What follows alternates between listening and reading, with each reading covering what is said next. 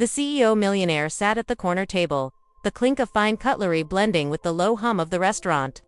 He was the kind of man people whispered about: sharp suit, colder eyes, a presence that commanded the room without a single word. But tonight wasn't about business deals or power plays.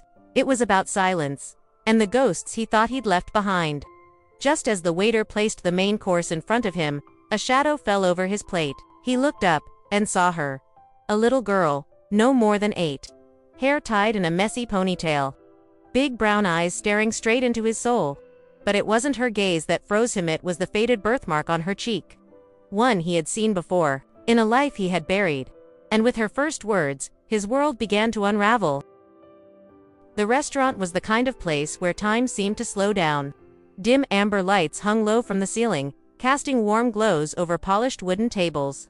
The air carried the faint scent of rosemary, garlic, and money, because here, every dish was a statement, and every diner was somebody important. At table 17, Alexander Graves sat alone. To most people, he was Mr. Graves, the CEO who built an empire from nothing. To the rest, he was a ghost, someone you didn't approach unless you were invited. His posture was perfect, his silver cufflinks catching the light whenever he... Alexander's mind was still reeling when the girl's eyes shifted toward the restaurant's entrance. He followed her gaze. There she was. The woman stepped inside like someone who had rehearsed this moment 100 times in her head. She wasn't dressed for the elegance of the place, no shimmering gown, no diamonds. Just a simple navy dress, her dark hair falling loosely over her shoulders. And yet, every head seemed to turn as she walked in. There was something about her quiet confidence, the kind that made people notice without knowing why. Alexander's breath caught. It had been 9 years. 9 years since he last saw Emily Hart. 9 years since she had walked away without looking back. He remembered that night far too clearly: the shouting, the accusations, the slammed door, and then, silence. A silence that stretched for years. Emily's eyes found his instantly. No hesitation, no searching. Like she knew exactly where he'd be. She made her way toward table 17, her heels clicking softly against the polished floor. The little girl, her daughter, stood perfectly still beside the table, watching the exchange like she understood its weight. "Alexander," Emily said when she reached him. Her voice was steady, but there was a sharp edge beneath it. "Emily," he replied, his tone carefully neutral. They stared at each other for a moment. Two people who had shared too much history to pretend they were strangers. "You look," he paused, catching himself before the compliment could slip out. "Different." "So do you," she said flatly. He gestured to the chair across from him. "Sit." She didn't. Instead, she placed a gentle hand on the little girl's shoulder. "You've met Sophie." Sophie. The name hit him harder than he expected. "She says you might be her father," Alexander said, his voice low. Emily's gaze didn't waver. "She's not wrong." The air between them thickened. He set his knife and fork down slowly, the weight of her words pressing into him. "You should have told me," he said. "I tried," she replied, her tone sharpening. "Twice. You were too busy. Meetings, flights, mergers. Everything was more important than me, than us." "That's not fair," he said, though the guilt in his voice betrayed him. "It's the truth," she said simply. He leaned back, his eyes narrowing. "And what's this? Some dramatic reveal in a restaurant? You could have called." Her lips curved into a bitter smile. "If I called, you wouldn't have picked up." Sophie's gaze darted between them, her small hands clutching the hem of her cardigan. Alexander felt a twist in his chest. Whatever anger he had toward Emily didn't belong anywhere near this child. "Why now?" he asked. Emily took a slow breath. "Because she's old enough to start asking questions. And I'm tired of lying." The words landed like stones. Alexander had spent years perfecting the art of control, negotiating billion-dollar contracts, dismantling competitors, bending markets to his will. But here, at this table, with this woman and this little girl, he was powerless. Sophie spoke up, her voice almost a whisper. "Mom says you're important."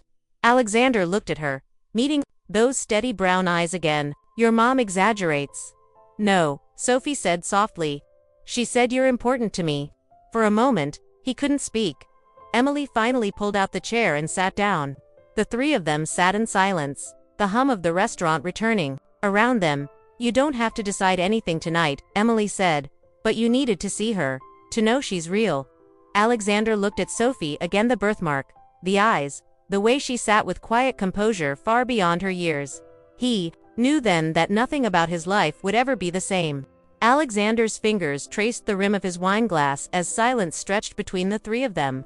Sophie was quietly studying the menu in front of her, but he could tell she wasn't reading a word. Emily's eyes never left him, steady, guarded, ready to leave at the first sign of rejection. He had negotiated with kings of industry, dismantled billion-dollar corporations, and crushed rivals with a single decision. But this was the hardest negotiation of his life. "How old are you?" Alexander asked finally. 9, Sophie said without looking up. 9, he swallowed hard. 9 years. The exact amount of time since Emily had walked away. "Do you live nearby?" he asked, the question sounding clumsy even to his own ears. Emily's lips tightened. "We've been here 6 months. I didn't want to uproot her until I was sure." "Sure, about what?" "That you'd care." Alexander leaned back, exhaling slowly. "You think I wouldn't?" "I know you," Emily said, her tone quiet but firm. "I know how you bury yourself in work until there's no space for anything else. Not love, not family, not even yourself." Her words cut deeper than she probably realized. Sophie finally looked up from the menu. "I don't care if you're busy. I just wanted to meet you." He froze. Something in her voice so sincere, so free of judgment, made his chest ache. The waiter appeared, oblivious to the tension. "Have you decided?" Alexander glanced at Emily, then Sophie. "We'll all have the same thing," he said, handing back the menus. "And dessert. Whatever she wants." Sophie smiled for the first time, a small, shy curve of her lips. It was the kind of smile that could undo years of ice in a man's heart. When the waiter left, Alexander leaned forward. "I don't know how to do this," he admitted. The words felt strange coming from him, a man who prided himself on knowing everything. "You don't have to," Emily said softly. "You just have to try." The food came, but Alexander barely touched it. Instead, he really listened as Sophie talked about school, her favorite books, the stray cat she had been feeding behind their building. He memorized every detail, as if afraid they'd slip away if he blinked too long. Somewhere between the main course and dessert, Alexander realized something terrifying. He didn't want this night to end. When Sophie excused herself to the restroom, Emily spoke again. "You don't have to be perfect," she said quietly. "She doesn't need a CEO. She just needs a father." "And what about you?" he asked. Emily met his gaze. "I stopped needing you a long time ago, but she hasn't even had the chance." Her words hit like a final, undeniable truth. When Sophie returned, Alexander reached into his jacket and pulled out a small leather-bound notebook, one he used for ideas during flights. He tore out the first blank page and slid it across to her. "What's this?" Sophie asked. "A start," he said. "Write down everything you want me to know about you, and I'll do the same."